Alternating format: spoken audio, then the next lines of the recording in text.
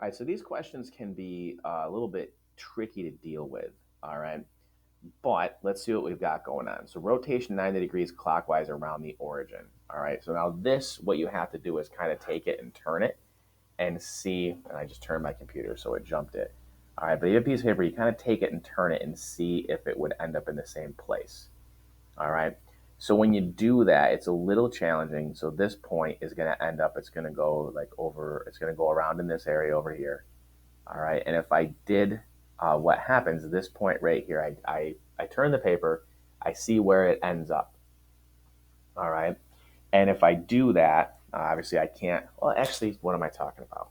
All right. I'm going to go like this. Now, it's not going to work perfect 'cause it's not on a piece of graph paper, but you have a scrap piece of graph paper that you can use on this test.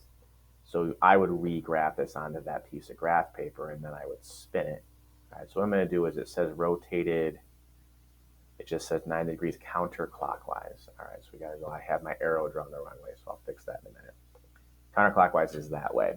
All right, so what you can see is that, I think what you can see, I don't know that, but what you should be able to see is that that doesn't line up. Okay, I can just tell it doesn't line up. But this point right here that I have the purple colored in on, all right, down there, is going to be at, if I start thinking about this, this is going to be 3, that's going to be -2. So this corner right here is going to be at 3, -2, which is going to be right there. That doesn't line up with anything. All kinds of maps on my computer here right now. Okay, right there. Doesn't line up with anything, but I can tell by looking at it, and this is where drawing it will help you. So that's out. All right, a 180-degree rotation. Let me erase all my garbage off of there.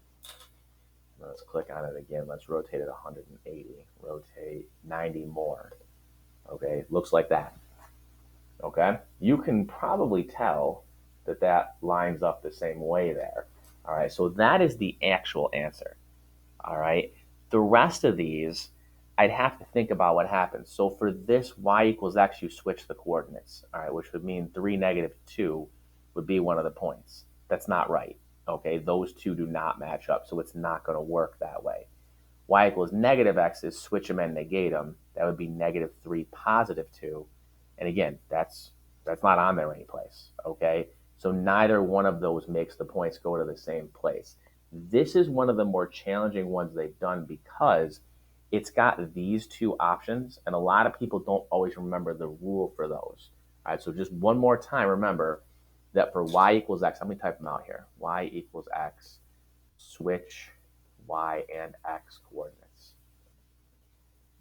All right, and for y equals -x, switch y and x coordinates and their signs. All right, to get the new points. All right, and then see if the points line back up. All right, they don't ask a lot of ton. They don't ask a ton of stuff about those two particular things.